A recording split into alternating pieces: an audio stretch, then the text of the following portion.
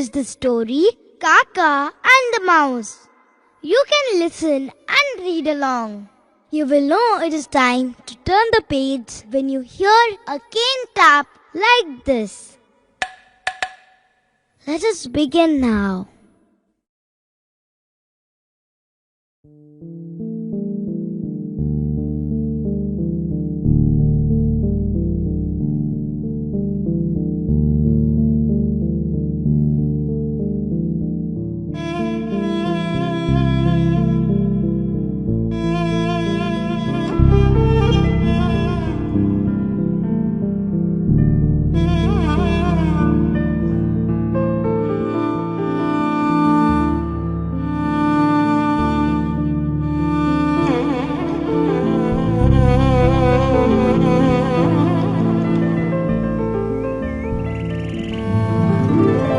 Kaka the crow was thirsty.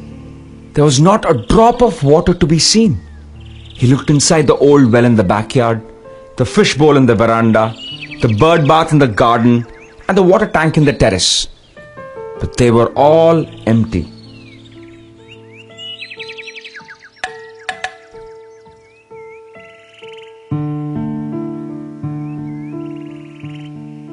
Sadly, he sat on the gulmohar tree in Ramu uncle's garden and began to sing softly.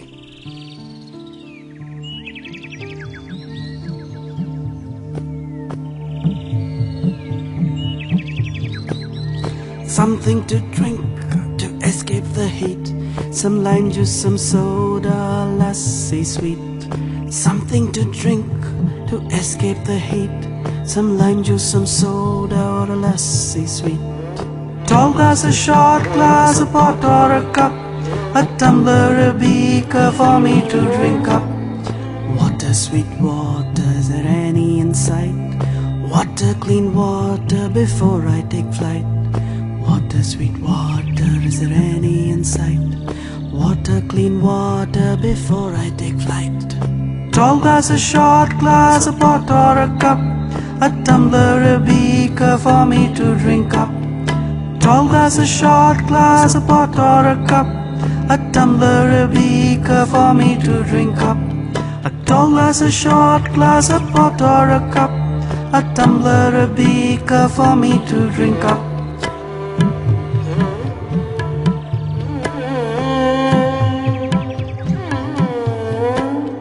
Water, sweet water, is there any in sight? Water, clean water, before I take flight.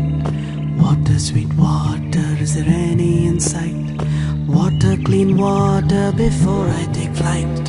Tall glass, a short glass, a pot or a cup, a tumbler, a beaker for me to drink up. A tall glass, a short glass, a pot or a cup, a tumbler, a beaker for me to drink up. Tall glass, a short glass. He then heard a sudden squeak from somewhere. Kaka looked up and down, left and right, and all around him, but he could see nothing. The squeaking continued loudly and frantically.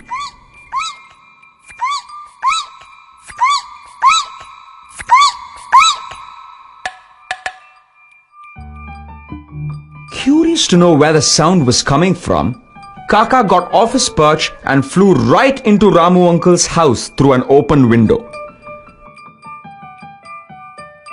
The squeaking got louder.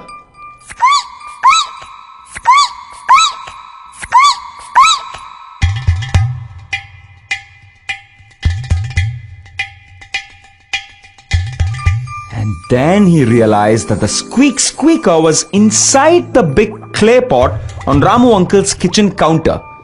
He peered into the pot, and there, right at the bottom, gleaming brightly, was water.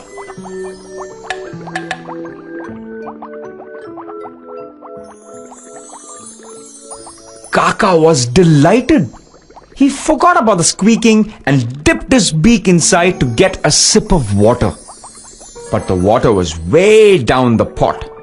Kaka's beak could not reach it. Came the sound again, much louder this time. Kaka peered into the pot again. And right inside, struggling to stay afloat, was a tiny mouse gasping for breath.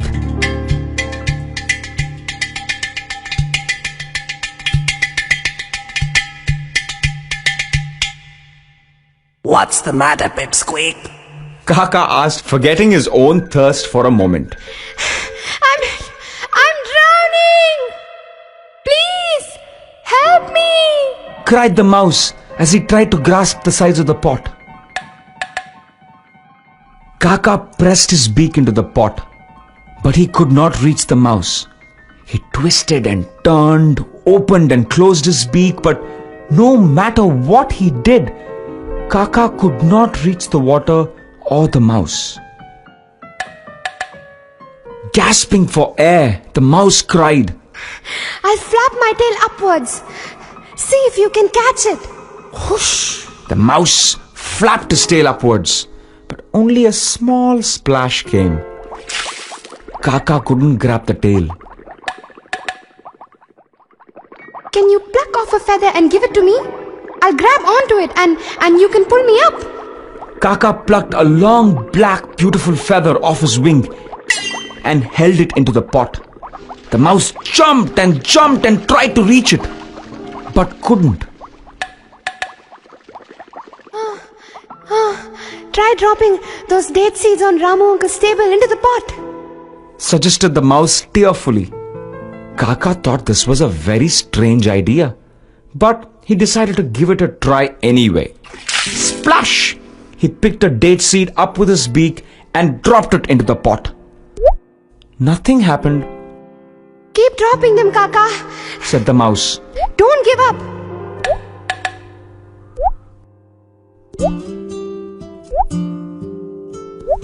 Kaka flew from the pot to the date seeds, back and forth to drop them into the pot. As more and more date seeds fell into the pot, Kaka noticed that the water in the pot kept rising. Excited, he kept on dropping the seeds until finally the water and the mouse were right on top. With his beak, he picked up the little mouse carefully and placed him on the kitchen counter. Thank you, Kaka. Said the mouse. Kaka drank water till his thirst was quenched. And together, the two new friends went back into Ramu Uncle's garden to tell the other animals and birds about their adventure.